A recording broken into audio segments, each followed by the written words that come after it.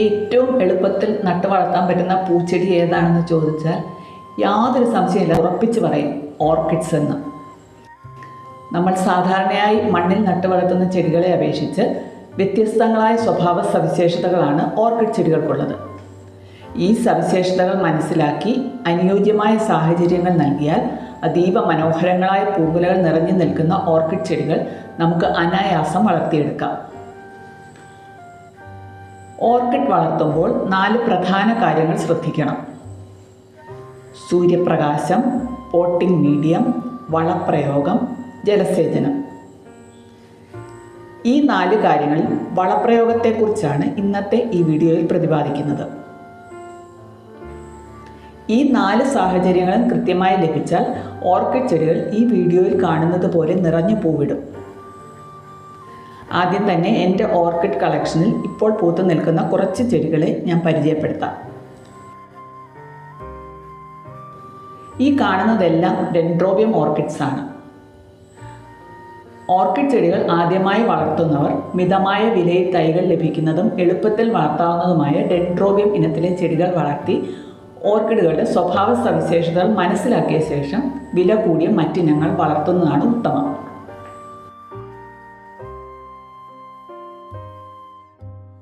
ഇവയെല്ലാം ഫെലനോപ്സിസ് വിഭാഗത്തിൽപ്പെട്ടവയാണ്. ചിത്രശലഭങ്ങളുടെ ഭംഗിയോട് കൂടിയ പൂക്കൾ വിരിയുന്ന, നല്ല സൂര്യപ്രകാശം ലഭിക്കുമെങ്കിൽ ഇൻഡോറായും വളർത്താൻ പറ്റുന്ന ചെടികളാണിവ.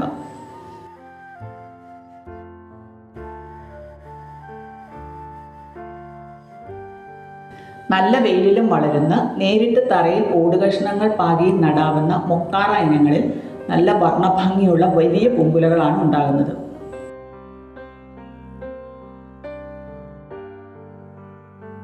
പട്ട് പാവാട വീശി നൃത്തം ചെയ്യുന്ന സുന്ദരി പെൺകൊടികളെ ഓർപ്പിക്കുന്ന ഡാൻസിംഗ് ഗേൾ എന്നും പേരുള്ള ഒൻസീഡിയം. ഇനി ഓർക്കിഡുകൾക്ക് എങ്ങനെയാണ് വളപ്രയോഗം നടത്തേണ്ടതെന്ന് നോക്കാം.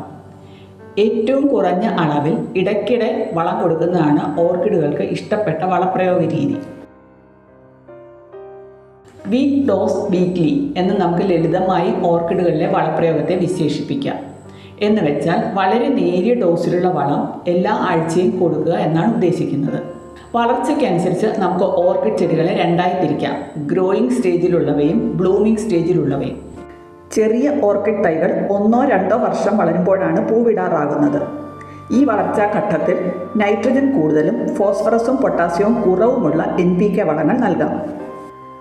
ചെറിയ ചെടികൾ മെച്ചുറായി പൂവിടാൻ പ്രായമാകുമ്പോൾ നൈട്രജൻ കുറവും ഫോസ്ഫറസും പൊട്ടാസ്യവും കൂടുതലുമുള്ള NPK വളങ്ങൾ നൽകാം.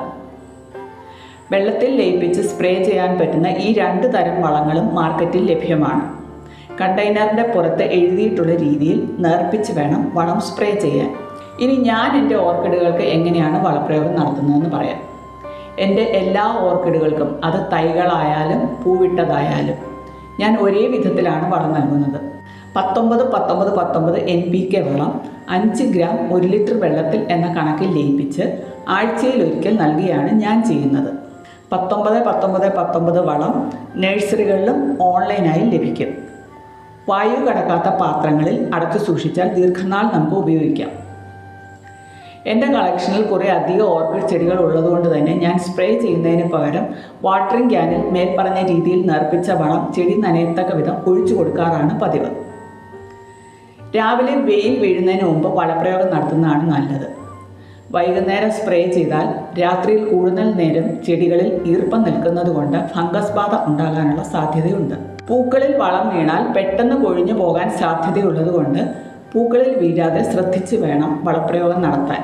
ഈ പറയുന്ന വളപ്രയോഗം ഒന്നും നടത്തിയില്ലെങ്കിൽ ഓർക്കിഡ് ചെടികൾ ഓരോ ഇനത്തിനും അനുയോജ്യമായ സൂര്യപ്രകാശം കിട്ടുന്ന സ്ഥലത്ത് വെച്ചാൽ പൂവിടും എന്നാണ് എൻ്റെ അനുഭവം. ഓർക്കിഡുകളുടെ പ്രത്യേകതയായ വായുവിലേക്ക് നീണ്ടു വളരുന്ന വേരുകൾ അവയ്ക്കാവശ്യമായ വെള്ളവും മൂലകങ്ങളും അന്തരീക്ഷത്തിൽ നിന്നും വലിച്ചെടുത്ത് വളരുകയും പൂവിടുകയും ചെയ്യും.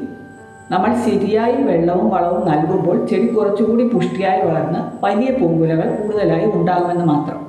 ക്ഷമാശീലം വളരുവാൻ ഏറ്റവും അനുയോജ്യമായ ഒരു മാർഗമാണ് ഓർക്കിഡ് പരിപാലനം എന്ന് എനിക്ക് പലപ്പോഴും തോന്നിയിട്ടുണ്ട്.